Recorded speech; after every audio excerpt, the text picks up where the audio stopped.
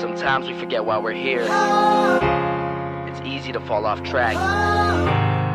These help us remember.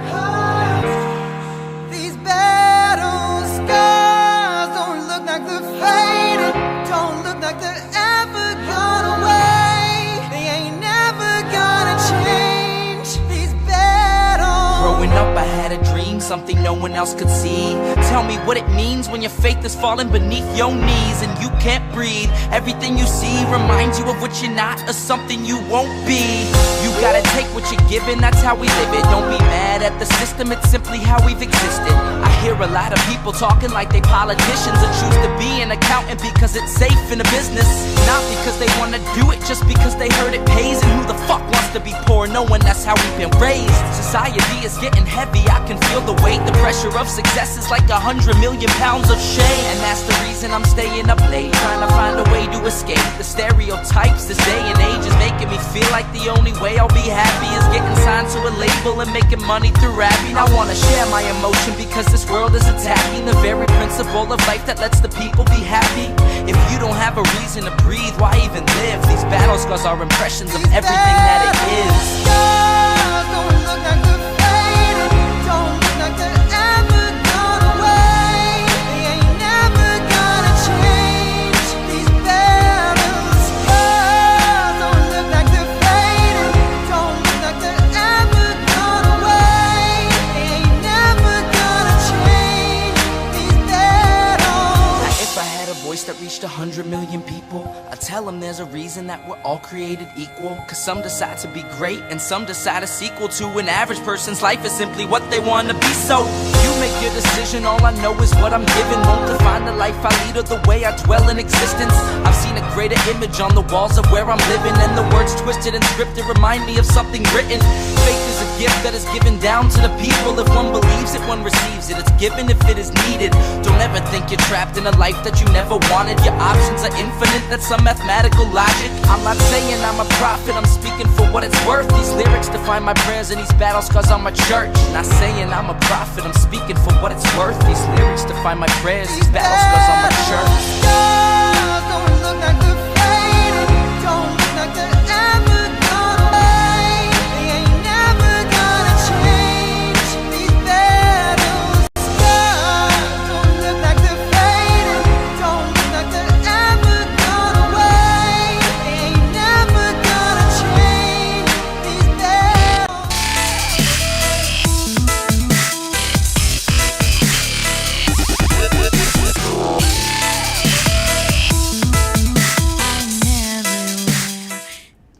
Well, hello everyone. DL and I were having problems right up until the last minute, but he is in the waiting room right now.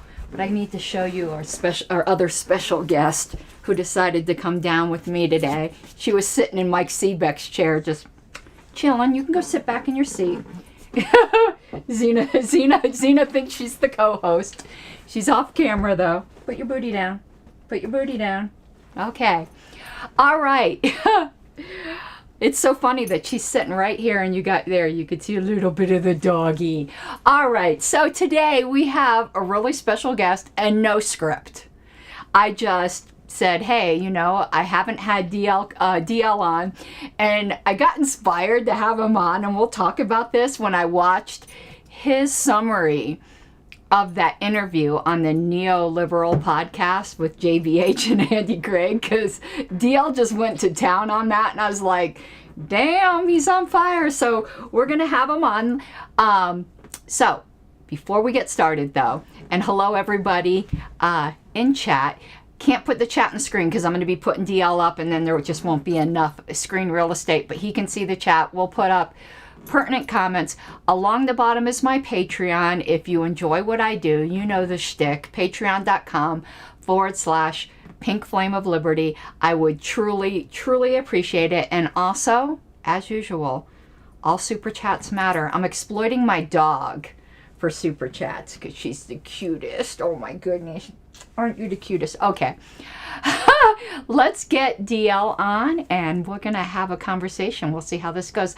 Okay. Do I want to add him to the right or the left? I'm more to the left, so no. This is good. Okay. God, my head looks giant. Let me scale back that zoom.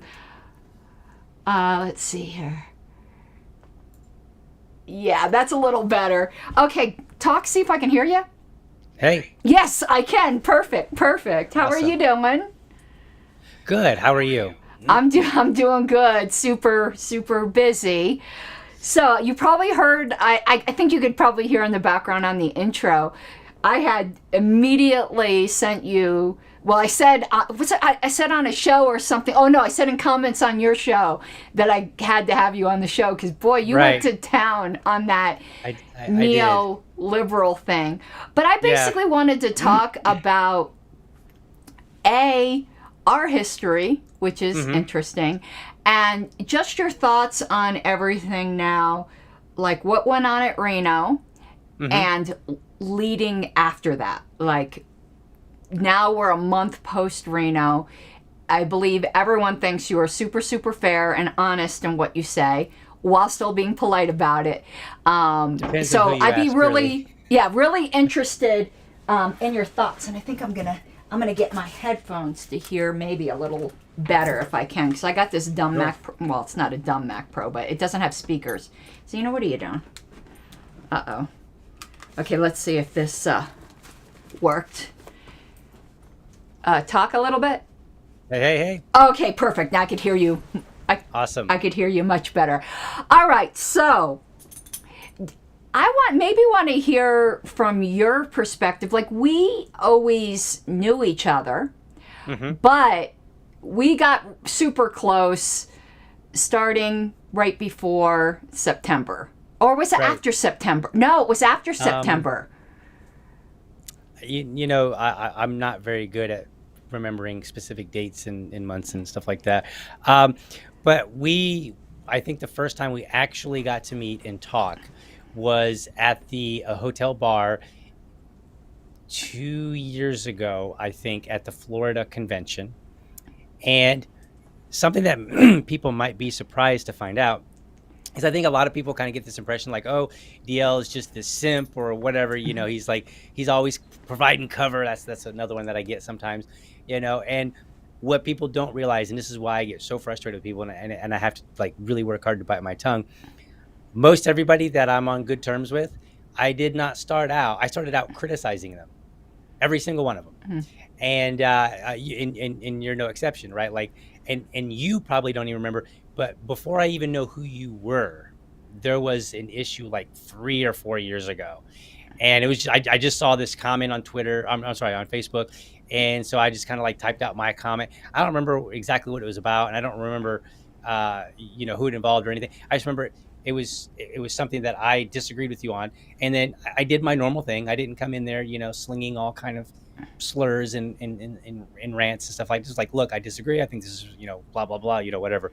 Nothing happened from there. Like, there's no disagreement. It's just quiet, like no big deal.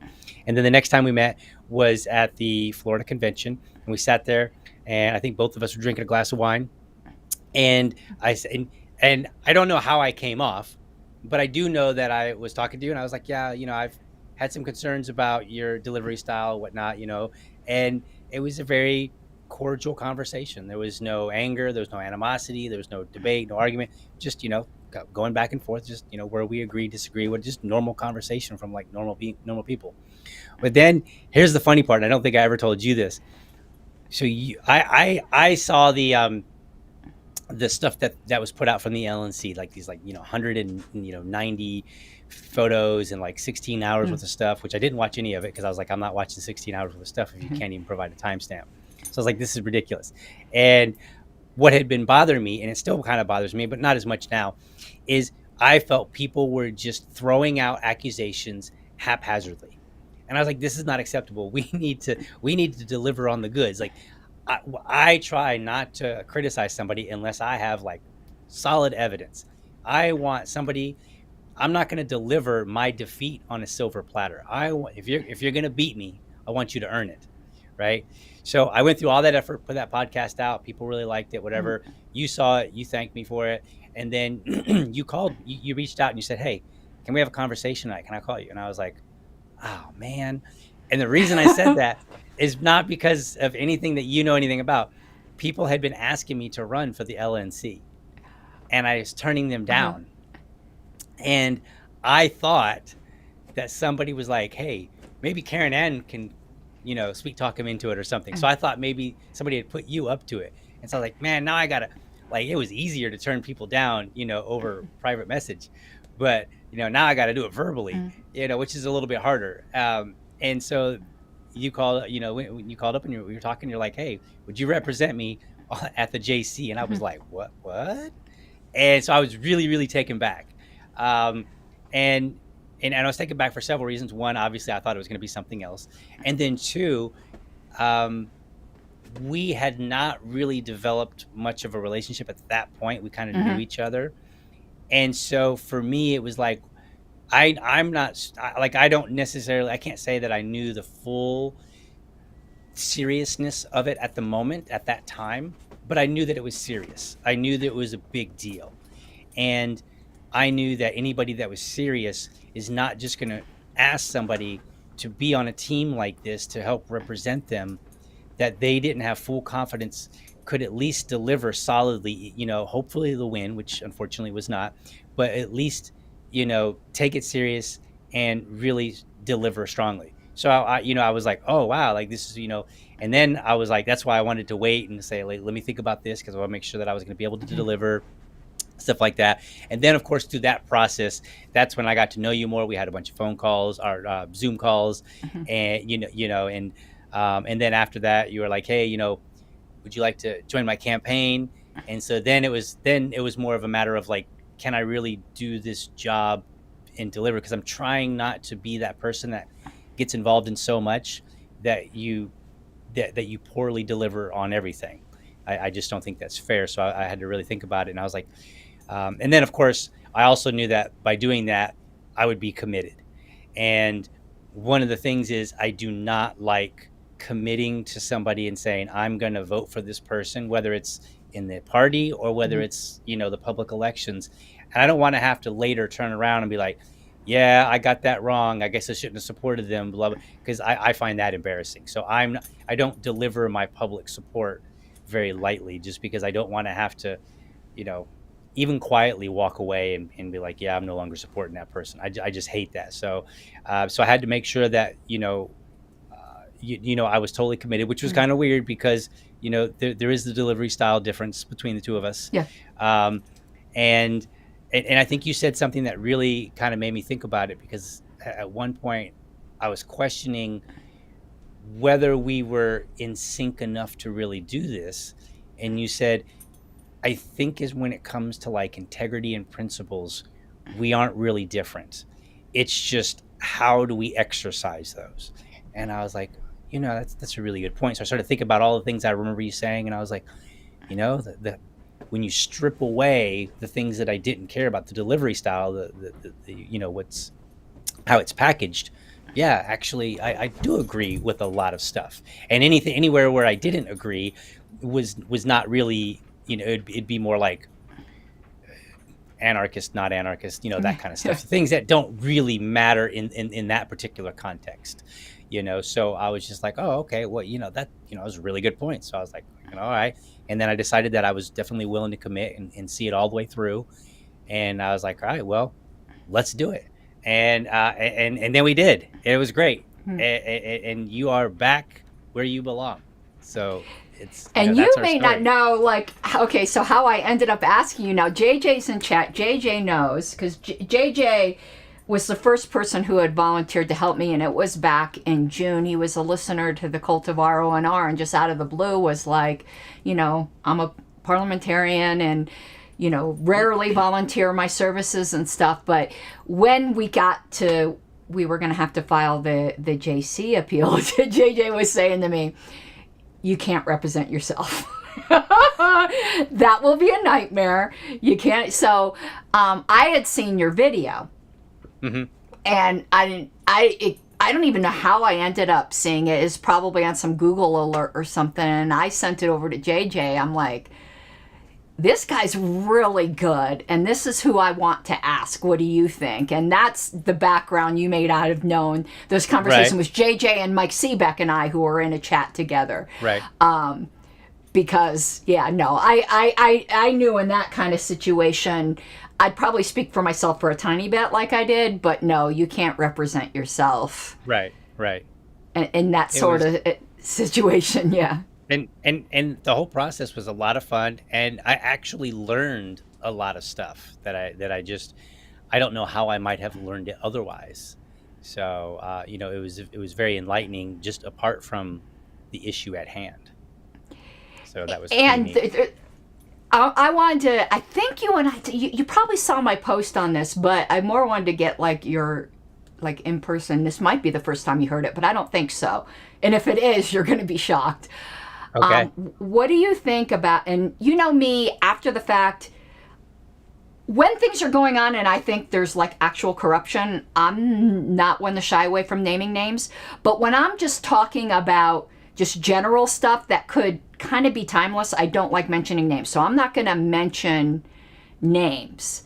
However, you'll know who I mean when I'm just going to say the role. The mover of who moved to remove me. Mm-hmm. Just a few months ago, well, actually right after convention, when my suspension was voided, actually said, I'm completely lost. What due process is she claiming she didn't get? Right. How can you not have paid attention this whole time and actually remove an officer and not just prove they never read any of the arguments? At least that person didn't. Right. To me, that is so shocking. Right. Yeah, I don't know. I got nothing on that. It's bizarre. I mean, it's one thing to say, look, I don't heard what you agree. said, Yeah. and I disagree, and here's where I think you're wrong, blah, blah, blah. And that's fine. Okay, fine, we can have that disagreement, and maybe we should.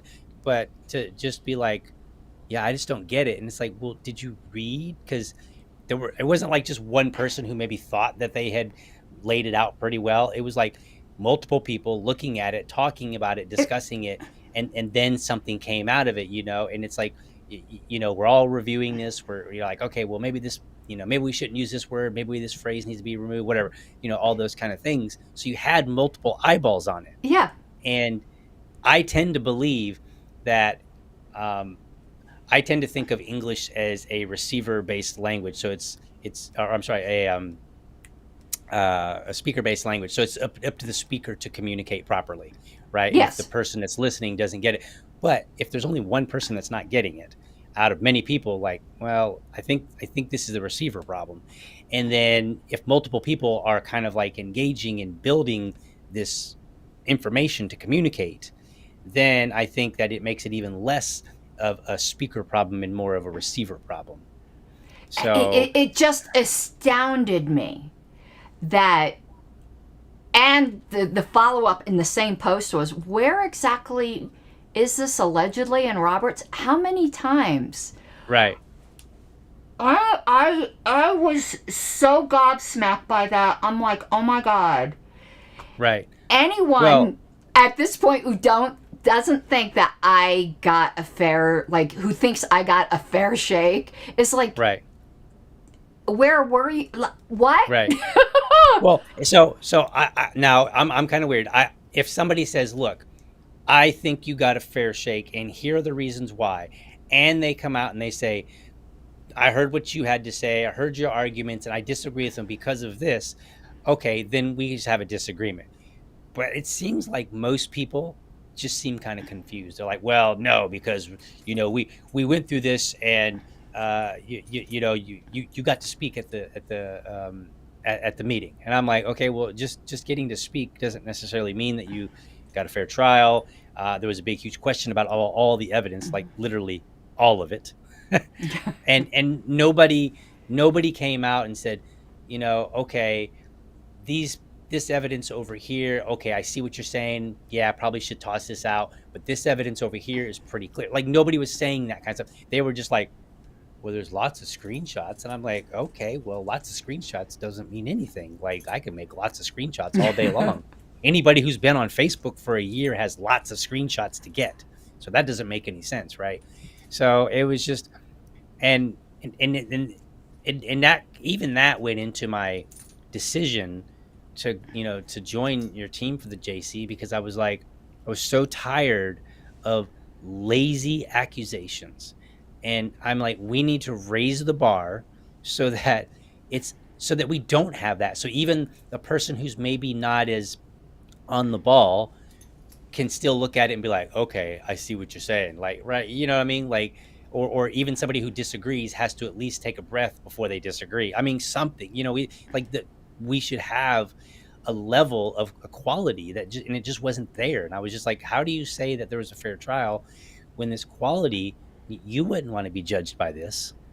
Well, and what I meant by not getting a fair shake, what I meant by it wasn't somebody agreeing or disagreeing on whether or not I deserved to be removed. I meant that my accusers actually listened to my defense and took it into consideration.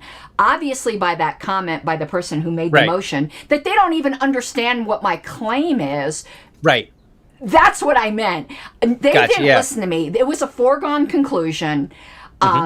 Even though I didn't get up at that meeting, I mean, I was impassioned, but I didn't tell them to go, Right. But right. Yeah. No. I now looking back, I could have, and it wouldn't have made a whit of difference.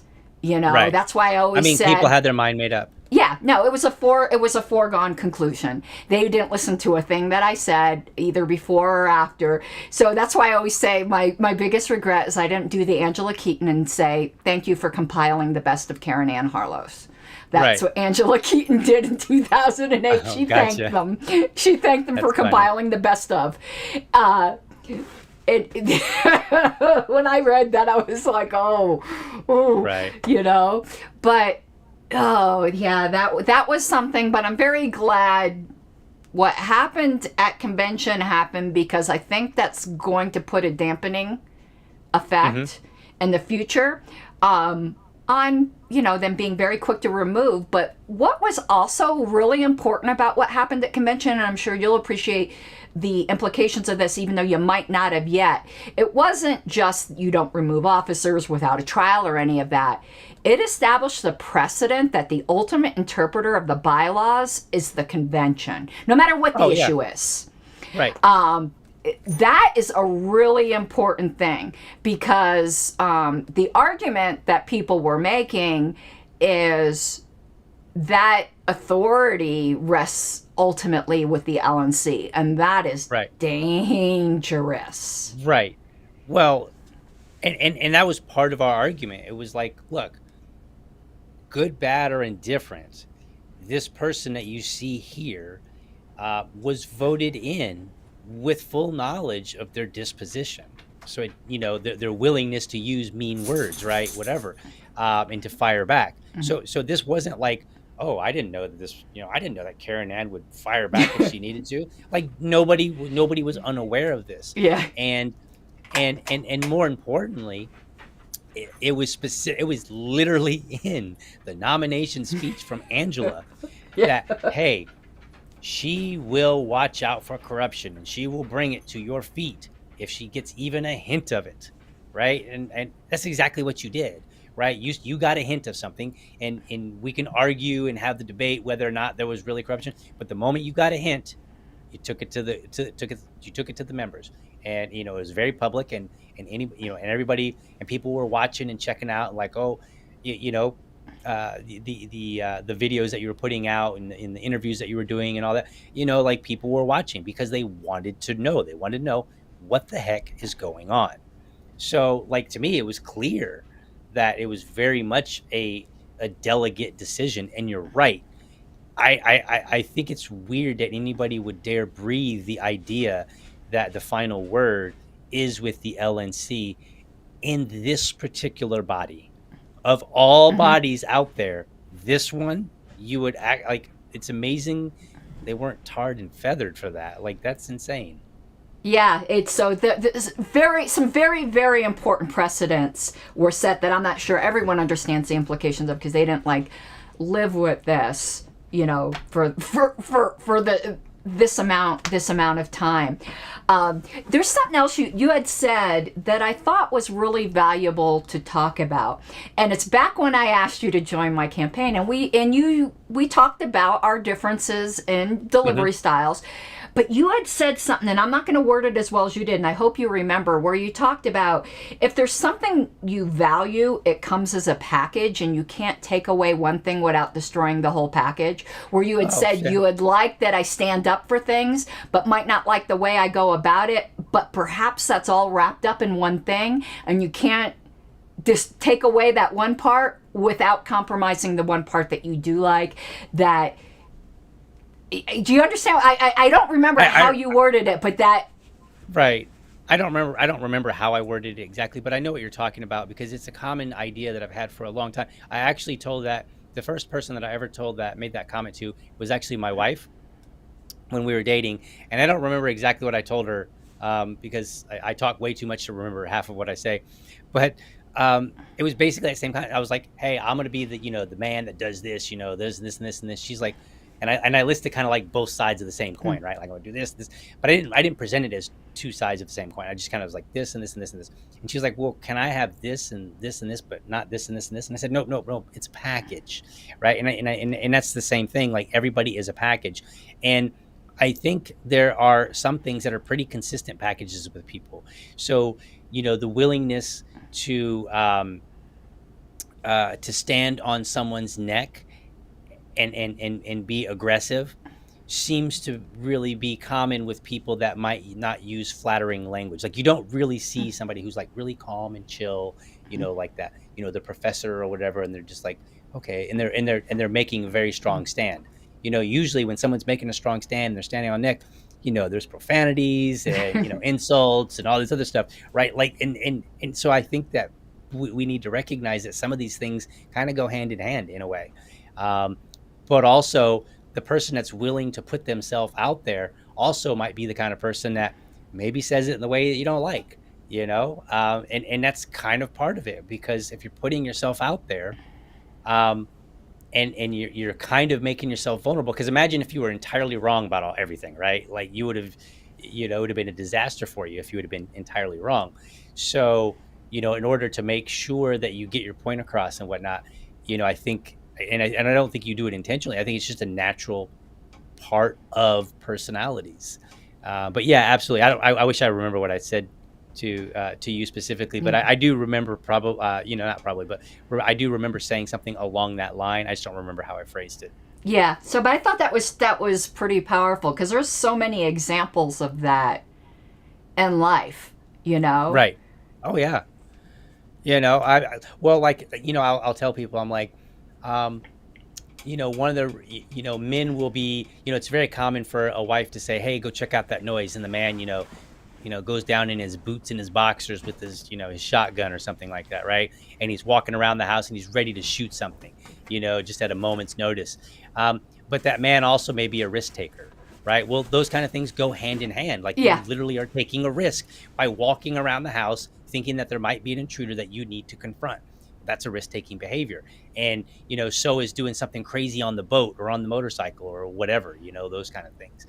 And so I think that people need to recognize these kind of things in everyday life, and then they make more sense when we start seeing things that maybe we're not too fond of. We're not like, But then again, sometimes we need what we're not too fond of. But yeah, no, I super appreciated that, and your support has meant a great deal to me, because we are so different in so many ways. But I do think, and what I said to you that time, fundamentally, what we want for the party and our principles are the same. Mm-hmm. It's just a different packaging, I think. Mm-hmm. So, and believe me, people think that I can't come unglued, but they just don't know yet. I have not had to. I almost came unglued several days ago when I had somebody from my own affiliate over here, and we were having a conversation, and I had to really bite my tongue because I knew that I was upset. And I told my wife later, I said, I was on the phone with her, and she missed part of it, so it was funny. But I told her, I said, look, here's what I wanted to tell them. I wanted to tell them, you did this and chose this over this. Leave, get out. And she was like, wait, you just told that person to get out? And I was like, no. I was like, I told him that's what I want. I'm telling you, that's what I wanted to say, and I was it was very upset, and it was a bit of a tense conversation. But then there's also been conversations where, I was a secretary on a real estate board, and I got into it with the president over something. And what was my words to him? I said something like, I yelled at him. I was literally in his face, screaming at him, telling him he needed to fucking listen or something like that. I dropped some F-bombs. I was just like yelling in his face, like literally almost nose to nose. So people think that I can't come unglued, but I can't. I can be way worse than a lot of people that they may not appreciate. Well, it's because like I was just doing the convention minutes, and like Ken was normally cool as a cucumber, but he lost his shit for like 5 minutes. And watching it back, I didn't notice it when I was there, but watching it back, I'm like, ooh, Ken's about to come unraveled. Right. But then he like brought it back in, Right. So that, well, let's go to the convention. I'd like to hear like your impressions of the convention and what you thought, the good, the bad, the ugly, if there's any of those categories. Because I have to be honest with you, once I was off the floor, so I was on the floor Friday, and on the mic a lot during that time, but then I ended up helping John the rest of the time, and that's a totally different perspective when you're up there, because you're keeping an eye on procedure. And content goes sometimes a little bit over your head because you're more concerned that everything's following the rules rather than it's because watching the convention again, I see there is like so much I missed. I was just making sure people were getting heard, that the procedural stuff more so than the content. And JJ asked if you were at convention. Yes, he definitely was at convention. So I'd love to hear like your whole perspective on stuff, and what people have said, both good and bad, and maybe some things you saw that I didn't get to see. So yeah, I'd be very interested. It's a little hard to judge because it's exactly number 2 for conventions that I've been at, national conventions, and the first one was the hybrid convention. Oh, that doesn't count. I don't think that represents much of anything. So I can't use that as a baseline. So I literally have no baseline to compare against. But as far as just observing, I think the one thing that probably irritated me the most, and I don't think there's much they could do about it, is the seats were so friggin' close. Like I felt it was awful. And I have back issues that prevent me from wanting to sit for long term, so I'm constantly getting up, and so I was trying not to be too disruptive, and so that was a bit annoying. But as far as like the procedure and all that, I try to follow along, and sometimes I'm getting a little bit better at it now because I just don't have that much experience with watching a meeting occur where you have people doing a combination of objecting and maybe doing so on an ignorant basis. They don't know, maybe they're making an objection, maybe they weren't following, or whatever the case may be. Then you've got some people that are, they're very sharp, they're on it, they know what's going on, and so they're trying to, they have an honest objection or interruption or whatever, motion or what have you. And then you got some people that they also know what's going on, and they're trying to maybe do something like move things in the direction that they want, right? So they've got their own like little agenda, whatever that might be. And it's really hard to try to figure out exactly what's going on. So sometimes it's a little hard to know, like, should we, how should we vote? Like, or maybe not how should we vote, but more like, I'm trying to make a decision in the moment. Should I vote yay or nay or abstain? So like, I'll give you a great example. When they wanted to remove Whitney, I did not see, I later realized that it had to do with her not being who they recognized as the proper chair. uh, on the floor, I didn't realize that. So I was trying to figure out, I was like, well, she seems to be doing a decent job. I mean, it's not bad, it didn't seem to be exciting, but it was not bad. So I was like, I think I voted against that one because I was like, I just didn't see any reason to remove her. And so I was like, okay, whatever, no big deal. Later, I realized that it was over, people didn't see her as the rightful chair. So therefore they wanted to put it in Ken Mulman's hands. But even when he got up and he was like, look, I'm not really, I don't really want to do it, but I will. And I was like, well, I never want somebody to do something if they don't want to do it, so at best I might have abstained. I don't think there was, based on anything I've heard at the time or since then, I don't think there was any reason for me to vote yes. So I would not have voted yes.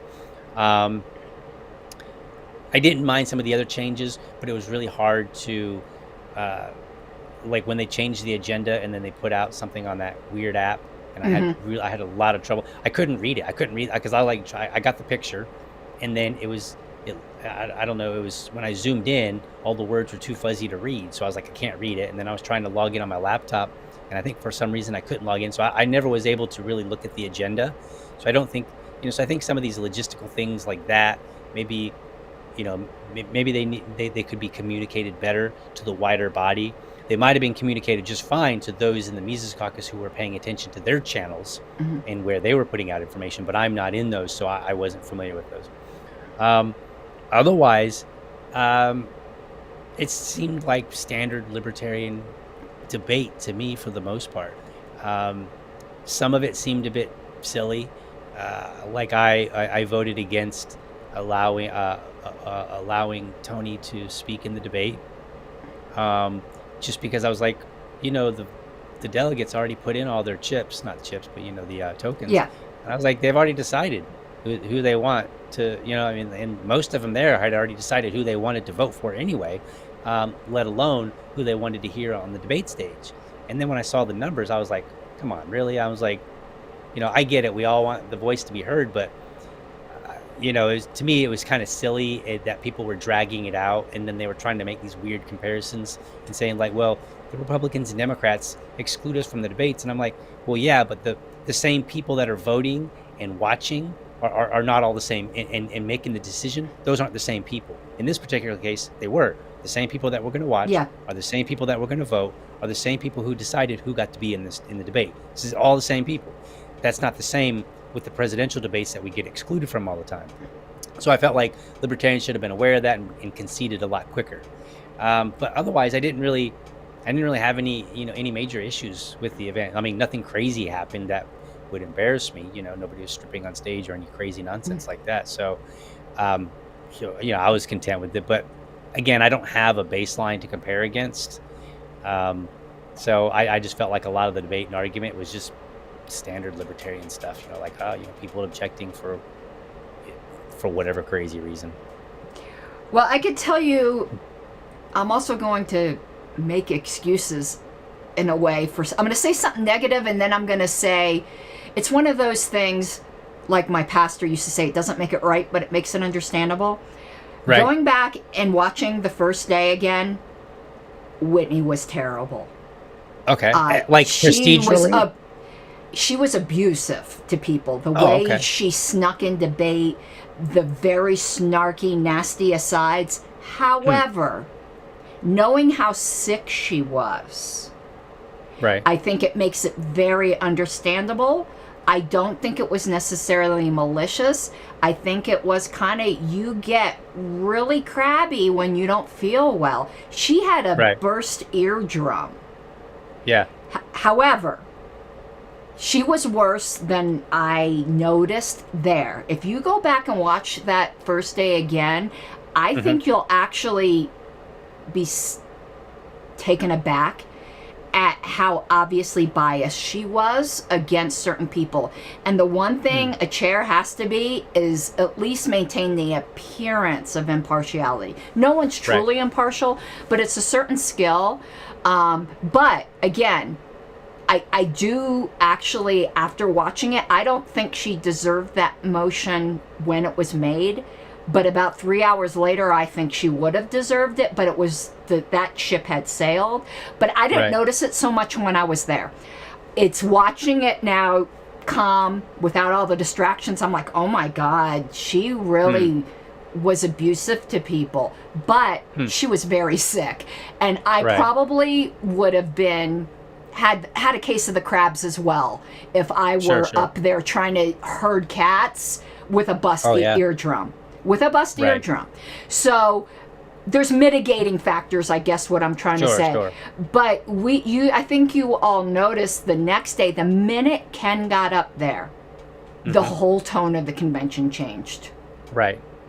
And I will say it's- this, and one of the things that really that I don't want to say it surprised me, but I was glad to see it, is that I think it was when he when he told us what was going on with Whitney, Yeah. and at some point there was a point where you could hear it in the room that people were expressing some level of sympathy on a large basis, and I appreciated that, because it kind of signaled like there is room to recognize, like, okay, a lot of people might not like her, but she's still a human being, so Yeah. let's at least not lose our own humanity while we're being upset with somebody.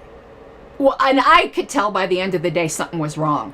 Like, because I know her. I've been on LNC with her for a long time, and I didn't know how bad it was, but I could tell something was really wrong. And maybe that's why when I was there, I didn't notice, like, some of the nasty comments, because I was watching her really carefully because I knew something was wrong. And I was concerned. I was concerned Right. about it. I didn't know what it was, but I knew something was wrong. I didn't know maybe if there was a family, like, I don't know, did someone die in her family? I just knew something was off. Right. You know? Yeah, I don't know her well enough to be able to notice that, and so I wasn't able to make any distinction. But maybe I will go check it out and just watch through a little bit and just kind of see if I notice. I anything think you'll different. be a little shocked. You'll be like, you'll have some cringe Right. moments. Right. And the same thing is I think it was on the last day. If you watch that again, you'll see Ken almost really royally lose his shit. And I didn't notice that when I was there. And at the end of the day, he knows he did, because he almost said, "You guys almost saw a really ugly side of me." Right. Yeah. That's funny. But yeah, no, she was super sick. I don't think I could have actually stood there the whole day like she did. If I, now knowing everything she was going Right. through, Sure, yeah. she's a tough cookie to be able to do that. Yeah. So that was. I hope she's doing better now. Obviously, I would assume. Oh so, yeah, but- I'm sure. Yeah. But here's some things that I think, and without having a measure of comparison, you probably wouldn't know. You know me when it comes to things that, when something comes up, I like to try to turn it into like a learning opportunity. Right. I think there probably should have been a lot more of that from whoever was chairing at the time. So if someone came up and there were so many points of information that were not interrupting, that interrupted. And when I mean interrupted, a lot of people then get confused and they think interrupting literally means you stand up while words are actually coming out of somebody's mouth and interrupt them. That's not all it means. It also means interrupting the flow of emotion. Like if you're getting ready to vote, the question's been called, and you get up and raise a point of information or a point of personal privilege, you are interrupting, even though someone's Right. not literally speaking. And 95% of the ones that were done at convention were not interrupting, and the chairs, the various people who chaired, allowed that to happen. And Gotcha. that's not doing anyone any favors. You're not being a nice guy. You're just training them badly for Right. future, and they don't know. Now, some people did know better. Right. But most people didn't. They learned at that convention that if you want to ask a question, you could just get up at any time and ask it. And Right. that's not Well, the I think case. there were some people that I did, they would get up and they would ask something, and then the chair would be like, well, that's, I'm going to rule that out of order, and they would be like, well, what do you mean, or something like that, and so it was clear that they, and And I think that's probably pretty common, I assume, that because what I've noticed when I go to like state conventions and national convention versus, well, even differences between national and state, and then even locally where we have our affiliate, things aren't as complex as you get down the line. And so it's easier to recognize issues. Whereas when you start getting complexity up at like the national level, and there, friendly amendments and all this other stuff, and then somebody's like, hey, they get ruled out of order or something like that. It's not always clear to me why. I hear what they're saying. I'm like, okay, well, I heard them say that, but I don't really know why. And I think that's what makes it a little bit hard to notice some of these things that you notice, because I'm just not, I don't have the familiarity enough to be able to recognize them and understand them, unless they're like explained in full. Yeah, so I thought that would have been helpful. But like some of the criticisms after convention, like I don't think, to me, if a caucus organizes well, good for them. But there were a lot of complaints after convention that, a certain group of people were voting as a block, or they had problems with the signs, which I find completely hypocritical, because every convention there is signaling. Right. There's and that's normal convention behavior. Like the Radical Caucus were the champs at that, with me with the frickin' lightsaber. That was vote signaling, and you flipped it red for yes and green for no. So the signs that were being done this time, nobody had to follow them, but it's just a low-tech way to signal. And the fact that people were getting upset about that at this convention and not at every other convention. I mean, most people don't know the dildos that were being waved in 2018. Those were signaling devices. They had green and red. They were double dongs, and there was a red condom on one side and a green condom on the other. Yeah. And however, I heard about it. Yeah, so, I heard about those. I thought that was kind of petty. Some of those complaints, they were just really well organized. Right. No, they were, and and that was one of the things that I pointed out. In the video that I made in the aftermath, when I basically went after the neoliberal crowd, or the podcast, is that and I saw this from people. I didn't see too much because I've kind of pulled away from where a lot of the criticisms are, and I just don't see them necessarily, unless they happen to pop up in my feed on Facebook. They don't pop up nearly that much. They do a little bit on Twitter, but not as much. So I just don't see a lot of it. But one of the things that I did see was, people were like, oh, the Mises Caucus voted as one big group. And I'm like, well, yeah, that's kind of like, the point of a caucus. Kind of like a caucus is like, in some ways a mini party, if you will, within, it's like kind of the same thing as the Libertarian Party going to vote. They are a block. They vote in a similar manner, not entirely, which the Mises Caucus didn't entirely vote either. Particularly when it came to the vice chair. Guys, that right there showed... That was split almost 50-50. Yeah, and if everyone was voting exactly the same, even on at-large or whatever, it's particularly on at-large, you would have seen it, where they had their endorsed 5 candidates, but all 5 of them, there was a wide variation in percentages. Now, of course, you could say some of that were non-Mises people also voting for him, but I don't think that was it. I think there was just some disagreements on some folks. Same thing with JC. Yeah. No, and so I don't have a problem with people voting that way, and I know the criticism was that they were just voting as they were told. And, I mean, if you wanted to make the argument that, hey, not everybody that was there fully understood all the procedures and things that were happening, well, that's a fair argument. I mean, this is my second convention, and I think it's my like 5th or 6th state convention, although probably only about half of those did I really pay attention to the proceedings, the business proceedings. And I was confused, and I was paying attention, and nobody was telling me how to vote. I didn't have access to all that information. I didn't know exactly how the Mises Caucus had intended to vote on, other than the more major things. Yeah. Some of the smaller things I was not aware, and I didn't know why they were voting in that particular manner. So I was just like, okay, whatever. And even I, so I mean, and I assume that there are other people that are like me, or I'm just the lone moron. I don't know. Yeah, that Ryan brought up a good point. Is okay. I was very involved with the Radical Caucus and their conventioneering in 2016 and up through 2018, but I'm sure there were people in the Mises Caucus who didn't know what was going on the floor. But they were the most, in my time, informed caucus I've ever seen. They were informed. The meetings we had, 12 I think is being light, but maybe I'm thinking more 12 because I was on the floor team and we had additional meetings, and JJ was at meetings drilling people on this stuff.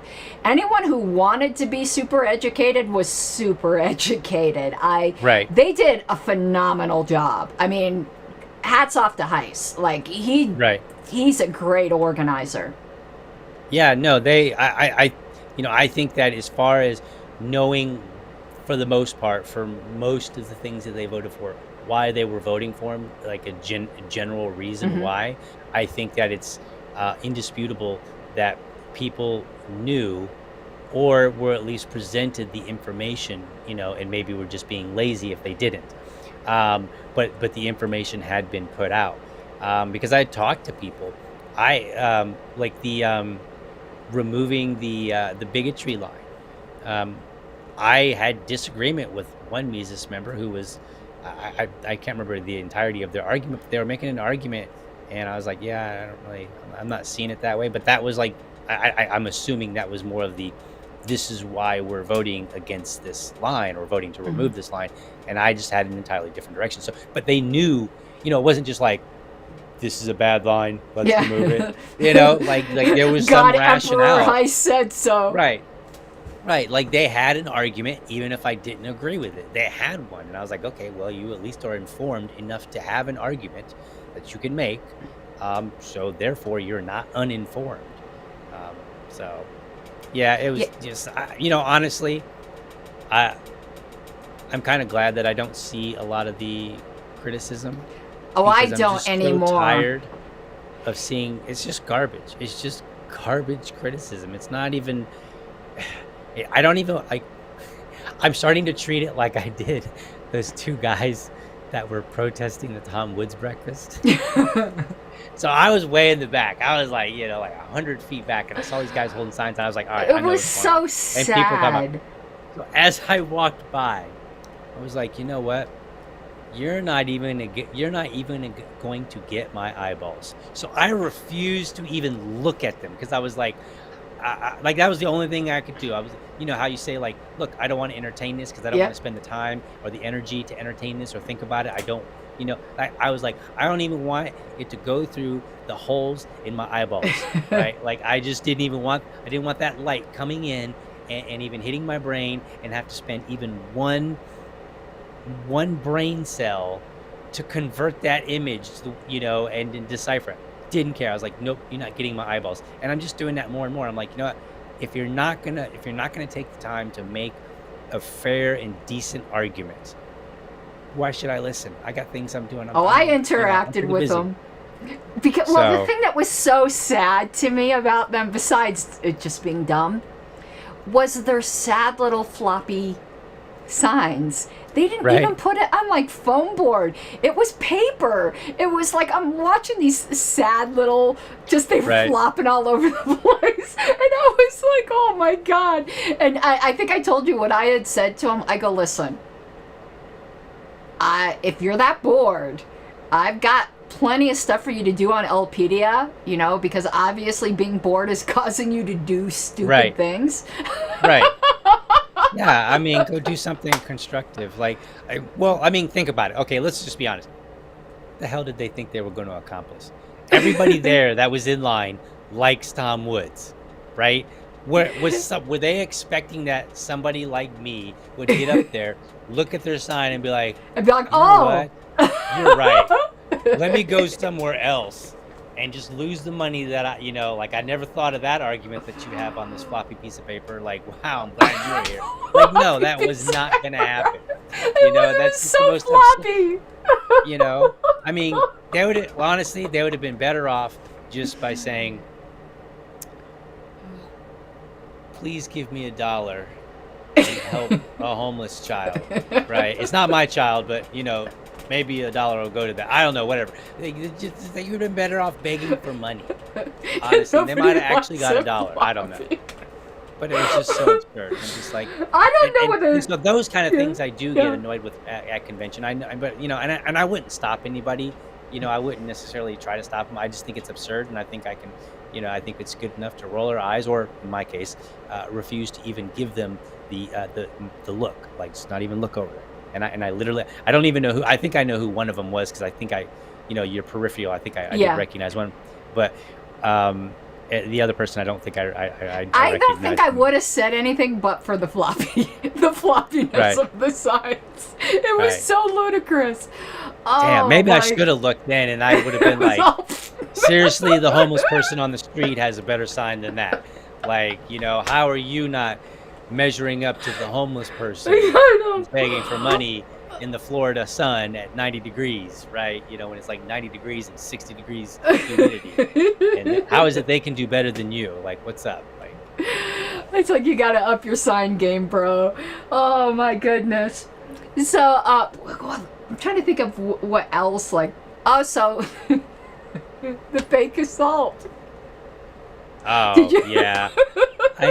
I was just getting ready to leave when that happened. I didn't see it happen, but I heard, the commotion after that, and I was like, what the hell's going on? And I was like, whatever. And then the video came out, and I was like,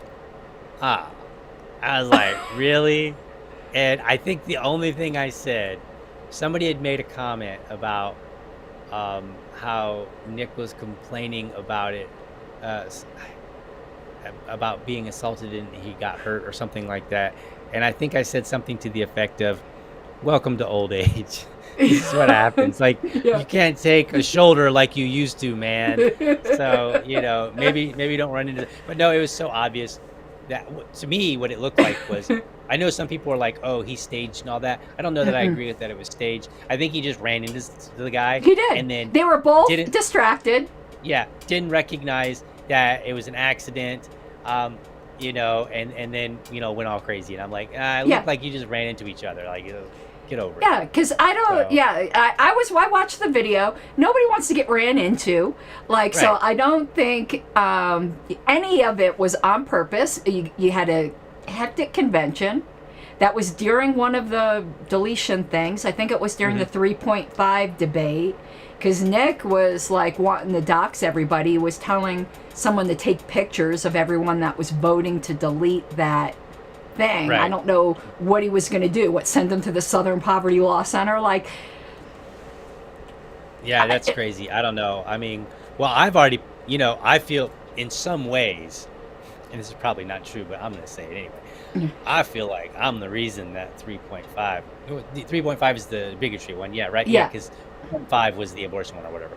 Yeah. So I feel like I played a role in that, because at Porkfest last year, I had made this tweet, and I said this line has caused more problems in the Libertarian Party than actual bigotry and should be removed. And that was the first tweet that I've ever had that blew up. I was saying the same thing around that time. And then people were like, oh, and then they started going like, the Mises Caucus wants to remove it. And like, at the time, I don't think it was on their plate, at least not that I'm aware of. And I don't think so. And so I was like, and then it came to fruition. I was like, oh, well, cool. I was like, well, I'm just going to go ahead and take a little bit of... and it was never... I've never... that sentence for a while, I'm not going to say never, because I've changed my views on a lot of things over time, which is good.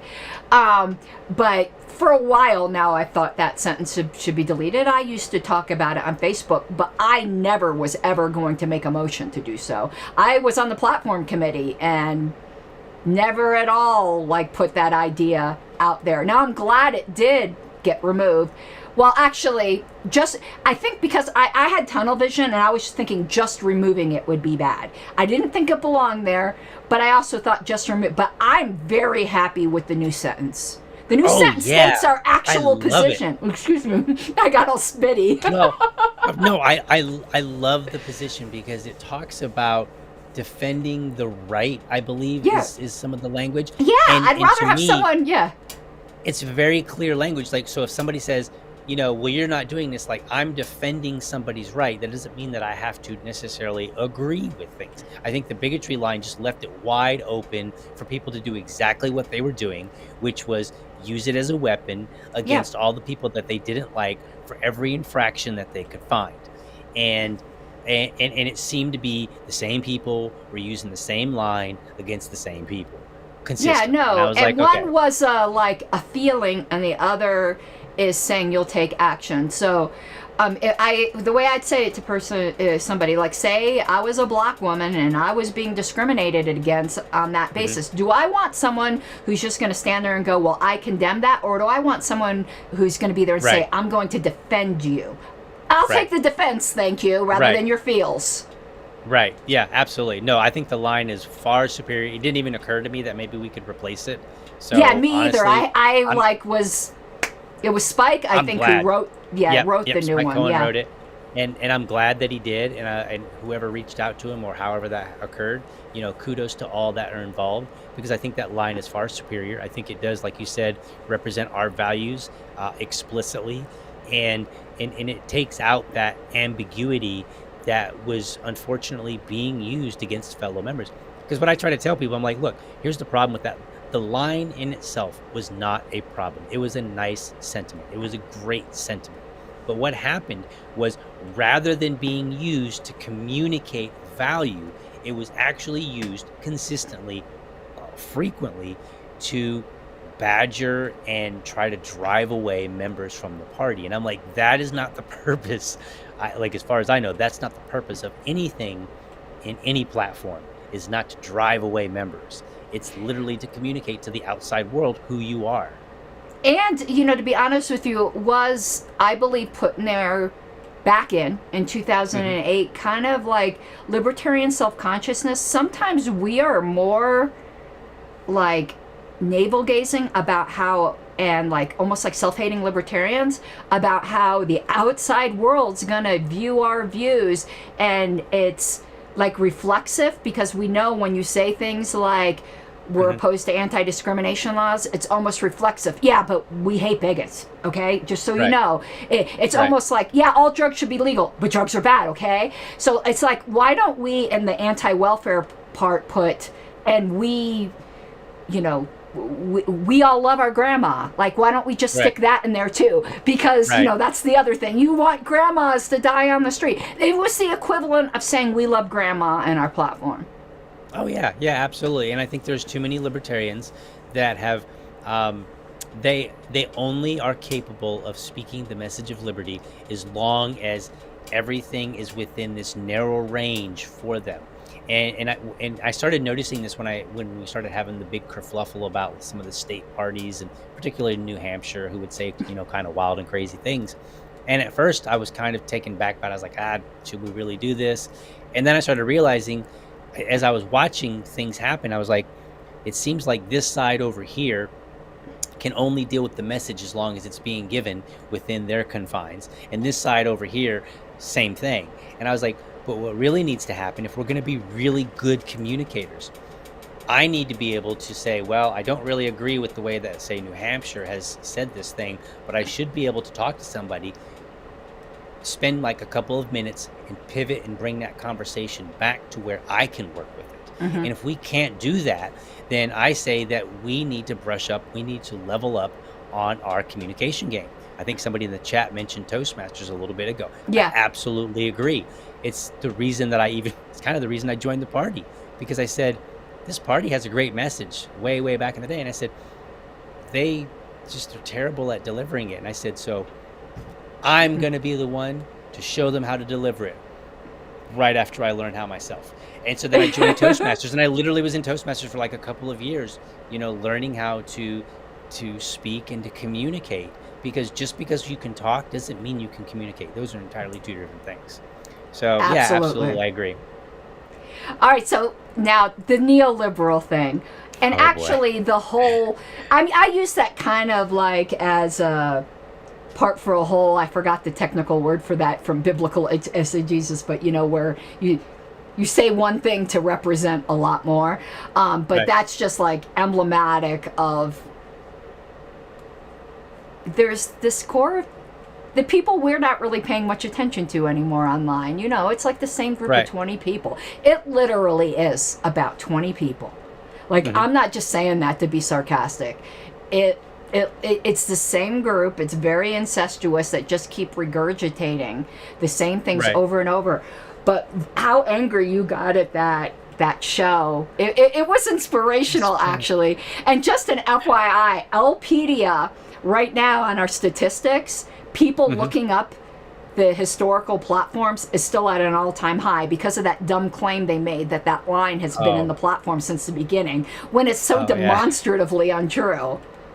It's funny that I even researched it because I don't remember why, but I had learned a while back that platforms had changed over the years, and in some ways dramatically. Like if you go back and you can see some really dramatic changes even from year to year, and so I was just people were making that claim, and I was like, I wonder what it says. Like, did it ever change at all? Like whatever. And one of the when I first observed the change, and I think I observed I think it was in the middle of debating that whole bigotry line well before convention, like almost 8 months ago. And I learned that it was not always in there. And one of the things that I had been looking for and I was unable to find are some sort of minutes or something that would kind of say why it had been replaced. And I couldn't find anything. I don't know, maybe there's something out there and I just missed it. But so when it came to the neoliberal thing, initially I heard it and I watched like the first 10 minutes. And I think I noticed 4 or 5 or 3, I don't know, some number of claims that I was like, that's incorrect, that's not correct, that's not correct. And I made a comment in the Mises group, the Mises Facebook group. And I was like, yeah, in the first 10 minutes, there's there's umpteen mistakes, how it's 7 or whatever, however many number. And I was like, I'm not listening to it anymore. And so what happened is I got in the car to take my son to his gym class, and my phone connected and started playing Spotify again, and it started playing that episode, and I was just like, I was kind of distracted. It is so bad. And they kept going, and I was like, that's it, I'm doing this. I was like, I'm gonna take this apart, because I was just so angry at it, and I was like, I'm gonna take this apart and I'm gonna work my damnedest to make sure that there is nothing left when I'm done, because I don't want to hear this again. I don't want to ever have to do another podcast episode on it. And since I'm going to go through all this work, maybe nobody else should have to go through a podcast episode on it either. We can just all be done and pat DL on the back and, hey, you did this. And so I went through and I was watching videos because I had seen some things and I just had to go back and watch them over to reference specifically where I had remembered hearing some things. I didn't quite get everything right. I think one thing that people dinged me on, I don't want to say ding me, but they kind of mentioned was not really addressing the trans Joker comment that Dave Smith made. And I remember hearing about it, and I remember watching a clip or something. I just couldn't remember where. And by that time, I had already spent so much time. I was like, you know what? Fine, I'll just give them one. I'll give them one because it won't matter, because I am going to destroy everything else. So fine, they can have one. Yeah, sure. Somebody says something unpleasant and maybe they shouldn't have. Okay, fine, whatever. I knew it wasn't quite the case. I just didn't have any more energy to put into it because it was so much work. I was telling my friends, I said, my show notes look like a bibliography. It's ridiculous, because if you go in there, it'll reference the podcast that it came from, and if there were 4 different timestamps, I listed all 4 timestamps. So you could literally go in there and find everything, because I was like, I don't want anybody to say, oh, you took this out of context. Nope, you go in there, timestamps there, go ahead, look it up, tell me what you can. I mean, not tell me, but you can look it up and see for yourself whether or not I took something out of context. And I just and what made me mad was I feel like, okay, we can for a moment we can set aside the fact that JBH had left in a way that we all believe was kind of disgraceful, right? And we'll set that aside. Kinda. Right. But I mean, he you know, we all, I know. many of us believe that he left disgracefully. I know that his side doesn't. They think it was some other reason, whatever. We can set that aside for the moment. Why would you ever talk so foul about your party, right? Like that. Rather, like, to me, you know, everybody wants to talk about decorum. Decorum doesn't just mean not using the F word or any Right. other word. Decorum can also be like, hey, you know, like I tell people, bless your heart is the nice way of saying something very foul to somebody, right? So you can be very foul. And I'm like, you literally just painted everybody. And the reason I did this is not because of him, because of the position. Because again, while we all look at it and say you left in disgrace, people outside, some of my friends that aren't involved in the Libertarian Party, they won't know. They'll just be like, oh, he was a former chair. Oh, well, that means something because the chair is an official position. It is a title. It comes with some weight. And so I was like, you know what? Let's do this. And we, you know, and I actually had to cut out some things. There were a few things toward the end that they would have been a bit spicy. And I initially wrote them, and I was gonna say it. I don't remember what they were now, but Well, I cut them out. got spicy, but here's like. Oh, it would have been bad. Like people, it would have surprised people. Like Well, some of you the things sur- I had put in there. You surprised me when I was listening to it. I could still remember. I was taking a bath at the time, by the way. Ooh la la. But here's what's funny. So your show was like 35 minutes, I think, and this is like so much. Oh, that one was an hour and 15. Was it? Well, I thought it Yes. was shorter than that. Because I No, know I yours are couldn't do it. normally like between 30 and 40-ish. Yes. Okay, I did like 4 hours on it. Right. No, I couldn't. I addressed as much as I could, as briefly as I could, but it still ended up being an hour, about an hour and 15 minutes. Oh, yeah. But yeah, you they wanna know what usually else? are about a half an hour. When I Yeah. do a solo show like that, it's usually about a half an hour, 40 minutes. One thing I also wanted to bring up about convention, because we're listening to it again. Obviously, everyone knows I'm like watching it again because I keep putting up all these clips on my Right. channel. But so for like the 15 minutes that I was sharing the convention, every single, this is why I laugh about people saying the Mises people all walk in lockstep and you all just rubber stamp each other. Because now there's been several conventions I've chaired at or advised a chair at. And I think all I've ever really done during those periods of time is either A, called Michael Heiss out of order, or another Mises person. So I'm watching this convention, and what's the motion I declared out of order? It was made by James Gentleman of Minnesota, a hardcore Mises person. And here's Right. Andy Bukovich from Colorado.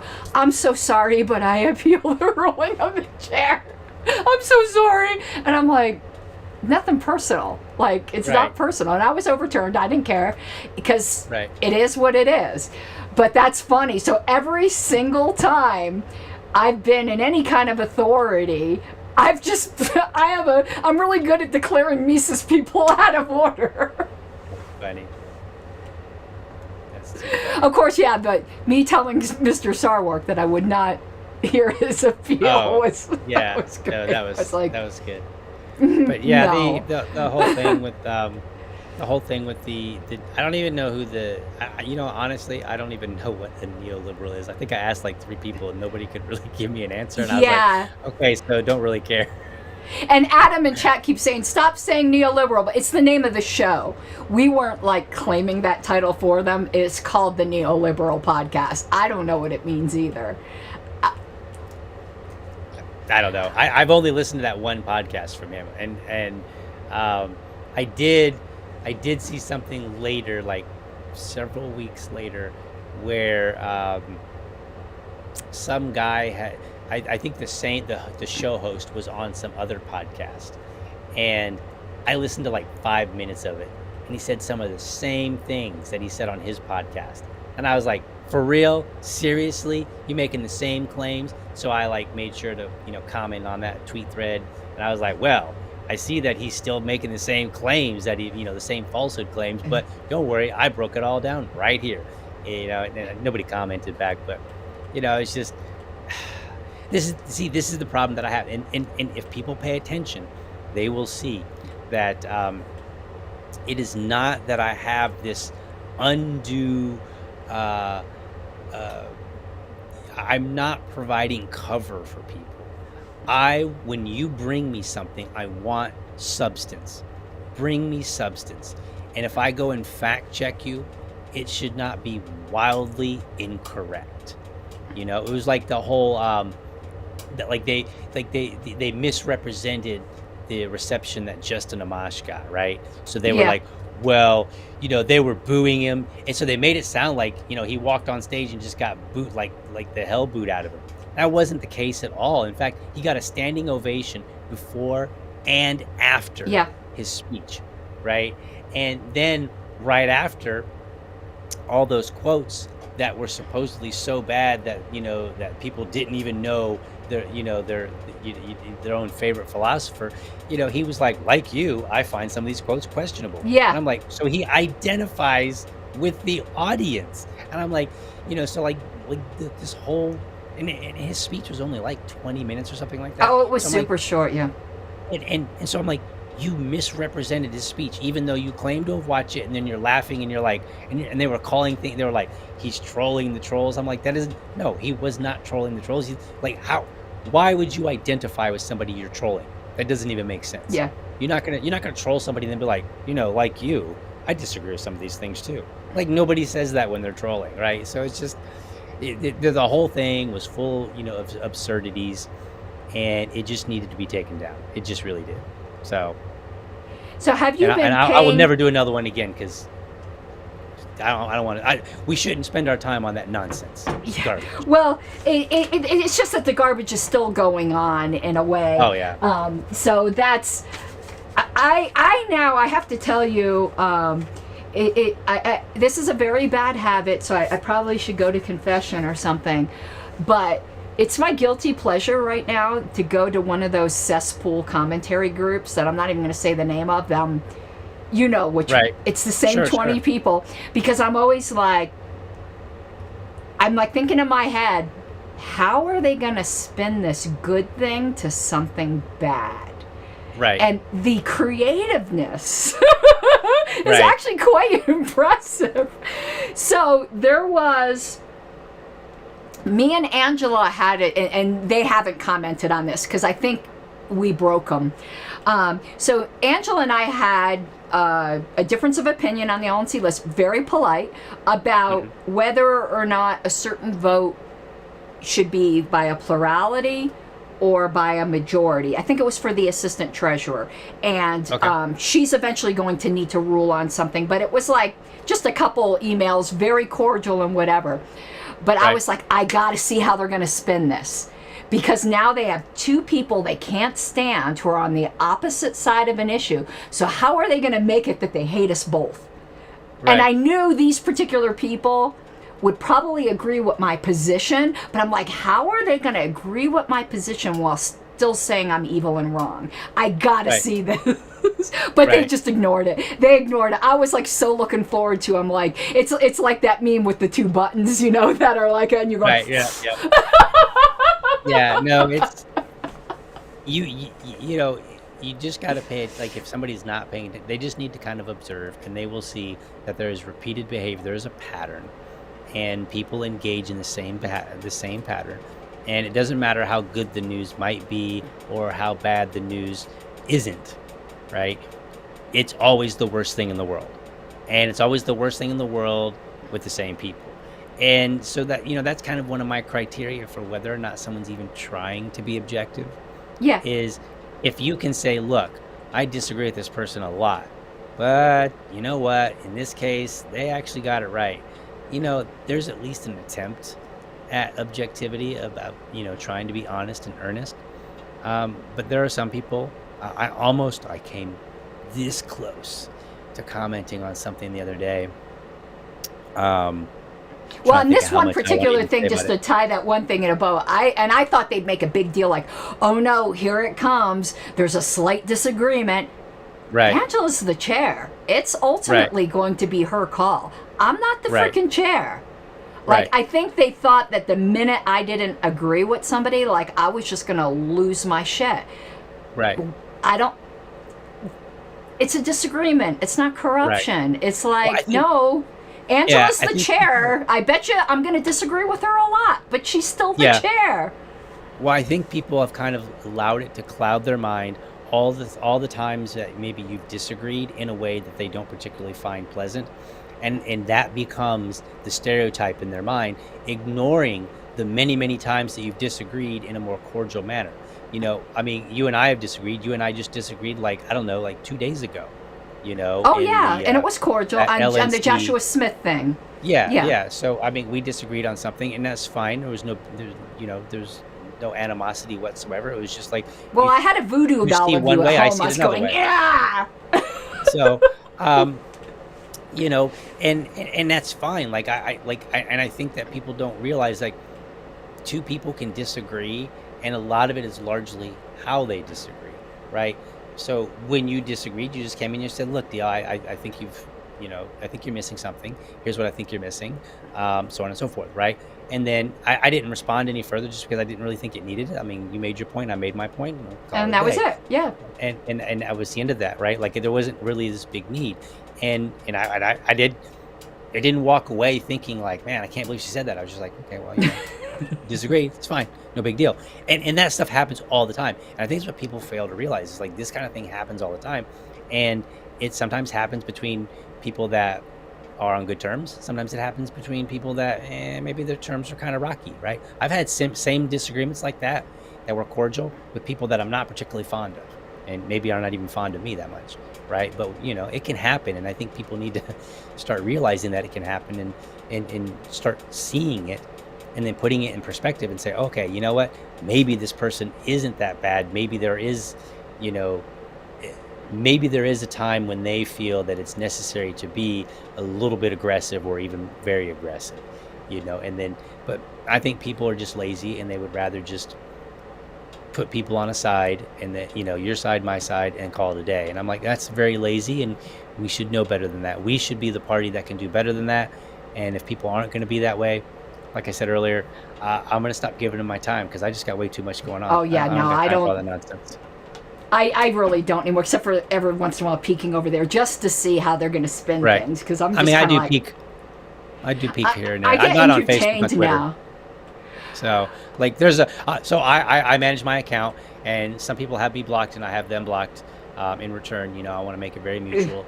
And then I also manage our affiliate account, which is not blocked by any of these accounts. So sometimes I'll go in there, Yeah, I'll just take a you peek, do? and I'll see what they're saying, and then I get my eye roll in for the day, and then I move on. I'm like, all right, whatever. And I don't Okay. even bother addressing it. There's an account I have blocked. I'm not going to name the account. But the account called Justin O'Donnell a Mises person, and he's not. And Right. called him a hairy droid. I don't think I saw that one. I don't remember that. That's I kind of wrote crazy. Justin, I go, you just got called a hairy droid. That's insane. So, Oh boy, so we're going to wrap up within 5 minutes because that'll be an hour and a half. But so have Sure. you been following the LNC list? What's like your impressions? Well, any thoughts? I haven't been following the LNC list. I poked in a couple times. I peeked in a couple times, but I haven't really been following it just because I'm trying to do some of my own things here. We've got an affiliate. We've got 3 candidates running for city council. 2 of them are running for district seats. One of them is running for an at-large seat, and that at-large seat is going to be one of the, once we get past November, it's going to be one of the bigger elections to have, definitely in Florida, probably in many states. So we're really trying to, really ramp up our game and really get these, guys a real opportunity to get elected. So I'm busy with that. I just started launching some new stuff with my podcast. I'm trying to interview only Libertarian candidates on my new show called Friendly Fire.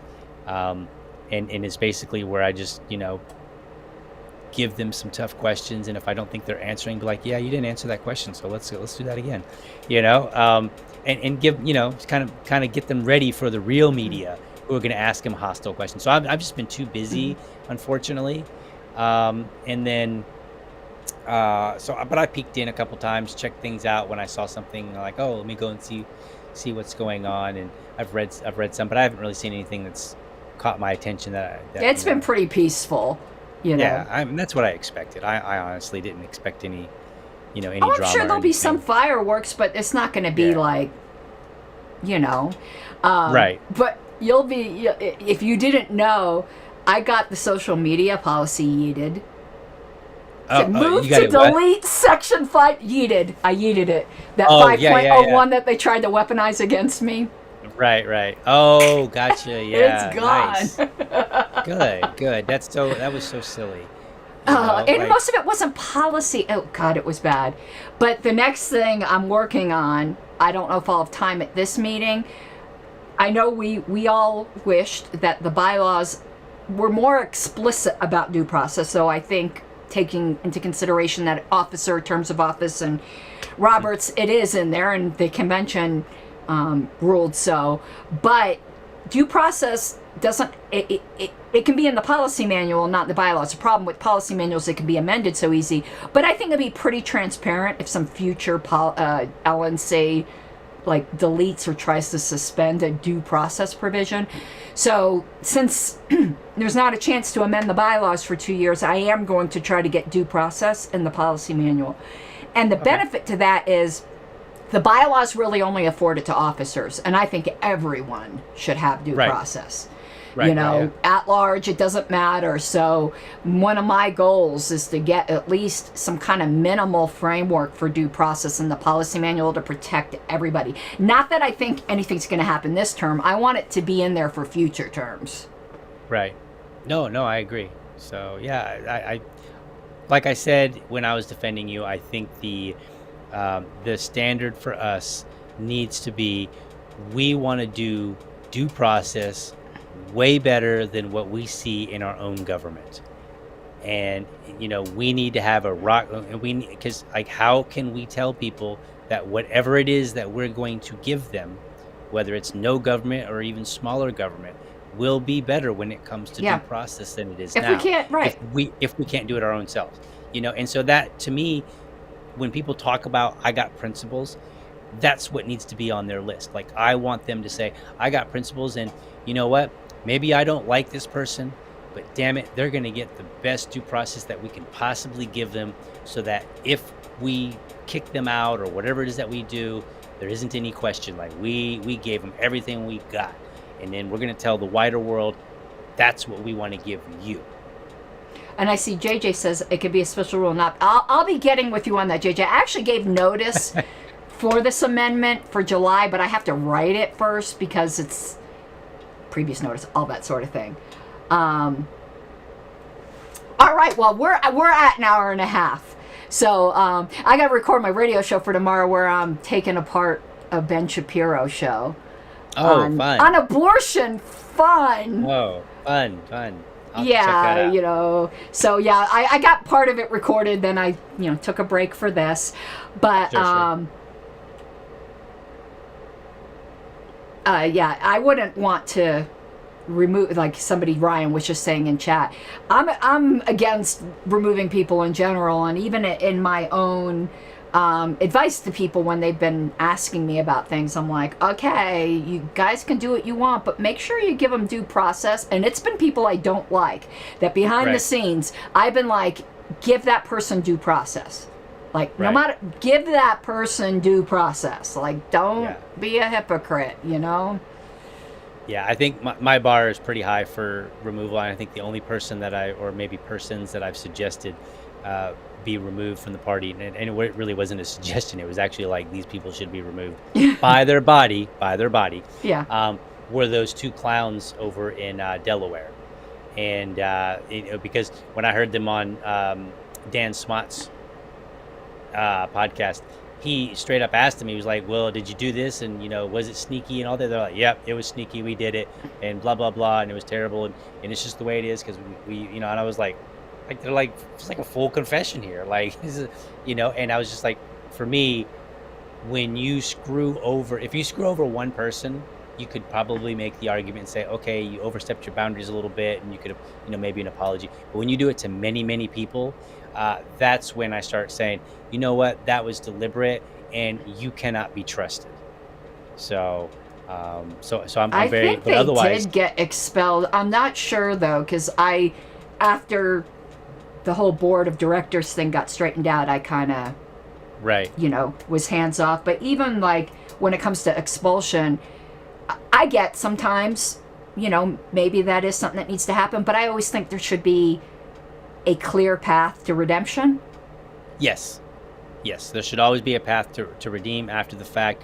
And I think we should, I think when it comes to expelling people, it really needs to be like something crazy egregious. It does. And again, it still has to have due process, right? So I would Yes. want everything that I demanded for you to be for people that I've said, you know, these people should be, because when I say they should be removed, I'm just basically saying like, hey, we should initiate that process, right? Like, not like boot them out now. Yeah. To heck with, you know, no, they should get their due process. And if, you know what, even if I think they should be removed, if you can't prove it, like if you don't have the evidence to prove it, well, then you don't remove them. Right? You know, it's just the way it works. If you can't make a good case, it's too bad. And see, in Colorado, and I'm glad, our membership is defined by voter registration, so it's absolutely impossible to throw somebody out of the Colorado Party, because you Gotcha. can't tell someone they can't be registered Libertarian, and that's we don't have dues, we don't have any other criteria. We could censure somebody, but we can't expel them. And I'm like really grateful for that, actually, because there's always those board turnovers where you got your in group and your out group, and I Right. just don't like those games. So when the gun is completely off the table, then you got to work things out a different way. Right. I'm not a fan of expelling from parties. I'm just not Right. at all. Yeah, it that should be goes- very, very limited. Yeah. And that Totally goes last for, you know, people I don't like, you know, like I would be, yeah, it's just crazy. Yeah. So. All right, well, I'm going to let you go and I'll get back to All Mr. right. Shapiro. Fun. But Yep. thank you Absolutely. so It was much. a pleasure being on, and it was a pleasure to, you know, work with you and all the things that we did, and to see it through. And of course, it was very exciting, not to just work with you, but to win. It's absolutely, was you know, fun. it was absolutely great. It made me very happy to have been able to participate. So I thank you very much for the opportunity, and hopefully the next time we work on something, it won't be that at all. It'll be something, you know, we're fighting for liberty for somebody else. Yes, I hope so. Well, I don't hope somebody gets screwed, but if they get screwed, Right, I hope yeah. we're fighting for them. Yes. I was hoping maybe liberty for the outside world, like, you know, fighting for liberty out there, Yeah. people are already getting screwed. So, but All right, you absolutely. So, have an awesome night, and thank you, DL. absolutely have a good one. All right, bye-bye. Bye bye.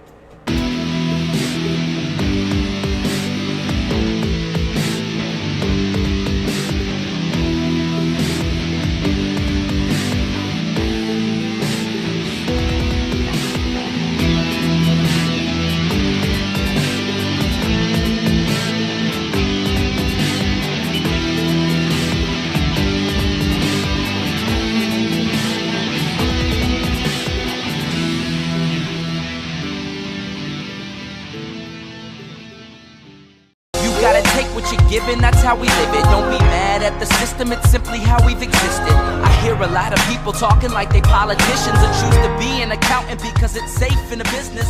Not